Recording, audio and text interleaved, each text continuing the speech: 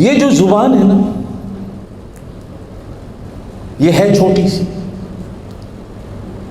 لیکن میرا خیال ہے کہ انسان کے وجود میں جتنے بڑے کام یہ کرتی ہے، جسم کا کوئی حصہ اتنے بڑے کام نہیں کرتا۔ یہی گناہ کی لذت دیتی ہے، محسوس کرتی ہے، یہی سچ بولنے کی مٹھاس دیتی ہے اور محسوس کرتی ہے، یہی ایمان اور کلمے اور قرآن کی لذت کو محسوس کرتی ہے۔ اور پھر جس طرح آپ چاکلیٹ کھاتے ہیں، مٹھائی کھاتے ہیں، تو وجود کے اندر ڈاکٹر کہتے ہیں میٹھا نہ کھاؤ کہ شوگر پھیلتی ہے، بے عین ہی اس گناہ کا اور قرآن کی تعلیم کا اور اللہ والوں کی مجلس کا بندے پر ایسے ہی اثر ہوتا ہے۔ حضرت لقمان نبی تھے نہیں تھے، ولی تھے کون تھے، اس میں علماء کا اختلاف ہے۔ کچھ علماء ان کو انبیاء میں شمار کرتے ہیں، کچھ علماء حضرت لقمان کو اولیاء میں شمار کرتے ہیں، اور کچھ لوگ حضرت لقمان کو ایک دانشور، سمجھدار، سیاںا، حکیم اور دانا سمجھتے ہیں۔ عالم ہونا ایک الگ چیز ہے۔ کبھی کبھی جاہل اور ان پڑھ بندہ بھی اتنا دانا ہوتا ہے کہ جرگے میں بیٹھ کر، پنچایت میں بیٹھ کر ایسی بات کرتا ہے کہ اچھا پڑھا لکھا بندہ بھی سر کو جھکا لیتا ہے۔ اور کبھی کبھی عالم پڑھا لکھا بندہ ممبر پہ بیٹھ کر ایسی بے وقوفوں والی بات کرتا ہے کہ بے وقوف بندہ بھی شرما جاتا ہے کہ مولوی صاحب تو مجھ سے بھی بڑے بے وقوف اور جاہل ہیں۔ ابھی میں مثال کے طور پر ایک بات کرتا ہوں، میرا موضوع نہیں تھا۔ پاکستان میں ڈاکٹر ذاکر نائک صاحب گئے، آج کل وہی ہیں۔ جو ان کا ایک مشن ہے، جو ان کا کام ہے، اللہ ایسے بندے صدیوں میں پیدا کرتا ہے۔ اب میں بیٹھا ہوں، مجھ سے اگر کوئی کہے کہ جی آپ عیسائی سے بات کر لیں گے تو میں نہیں کر سکتا۔ اگر کوئی کہے جی آپ ہندو سے کوئی مناظرہ کر لیں گے تو میں نہیں کر سکتا۔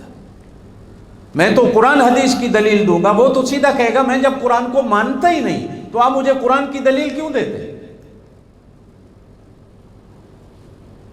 ان سے پہلے ایک بندہ ہوا ہے احمد دیدات کے نام سے، ساؤتھ افریقہ میں، جس نے پوری دنیا کے کرسچن اور ہندو پادریوں اور مندروں کے بڑے بڑے گروؤں کو ہر میدان میں شکست دی، انہی کی کتابوں سے اور انہی کی زبان میں۔ احمد دیدات گئے تو اللہ نے ڈاکٹر ذاکر نائک کو پیدا کر دیا۔ اللہ پاک اس سے کام لے رہا ہے۔ وہ کون ہیں، کیا ہیں، ہمیں اس سے کوئی غرض نہیں۔ کس ملک کے رہنے والے ہیں، کس فرقے کے ہیں، کس مذہب کے ہیں، ہمارا اس سے کوئی واسطہ نہیں۔ ہم تو ان کے کام کو دیکھتے ہیں۔ ایک کام کر رہا ہے بندہ، کرنے دو۔ اب وہ پاکستان گیا تو مولویوں نے کفر کا فتویٰ، یہ کافر ہے، اس ملک میں کیا کرنے ہیں۔ وہ سمجھتے ہیں صرف پاکستان ہی مسلمان ملک ہے، دنیا میں اور کوئی مسلمان نہیں ہے۔ ایک کھول ہے جس کے اندر ہمارے ملک کے مولوی بھی بیٹھے ہوئے ہیں، پیر بھی بیٹھے ہوئے ہیں، عالم بھی بیٹھے، اس سے باہر کبھی نہیں نکلے۔ عام میں سے کوئی بندہ یہاں سے جائے، داڑھی اس کی نہیں، پاکستان میں اذان کہہ کر دکھاؤ کسی مسجد میں، مولوی آپ کو مسجد سے نکال دے گا، اور تیری داڑھی نہیں اذان کہہ رہا۔ اذان بھی نہیں کہنے دیتے، کیا یہ داڑھی منا مسلمان نہیں ہے؟ پینٹ پہن کے آپ مسجد میں چلے جاؤ تو ہر بندہ آنکھ اٹھا کر یہ پینٹ پا کے آیا، نماز ہونی ہے پینٹ؟ او اللہ کا بندہ، یہ کیا چھوٹی چھوٹی چیزیں، داڑھی اس کی چھوٹی ہے، داڑھی اس کی بڑی ہے، پینٹ پہنی ہوئی، ننگے سر ہے، پگڑی ہے، ٹوپی ہے۔ ابھی وہ بندہ آیا بھی نہیں تھا کہ جی پہلے ہمارے ساتھ مناظرہ کرے پھر پاکستان میں تقریر کرے۔ کیا ان علماء کو، ان مولویوں کو شریعت کا یہ مسئلہ پتہ نہیں کہ ایک مہمان آ رہا ہے، مہمان کی عزت کس طرح کرنی ہے؟ او بھائی، مہمان تو کافر بھی آ جائے کسی کے گھر میں، نبی پاک صلی اللہ علیہ وسلم کے گھر میں ایک یہودی آ گیا، آپ نے بستر لگا دیا، کھانا کھلایا، رات کو کہیں اس کو پیچس لگے، اس نے بستر میں ہی پخانہ کر دیا۔ اب جب اس کا پخانہ بستر میں نکل گیا تو وہ بیچارہ ڈر کا مارا ہی رات ہی کو مدینے سے نکلنے کی کوشش، بھاگ جاؤں کہیں مجھے نبی اور مسلمان نہ مار دیں۔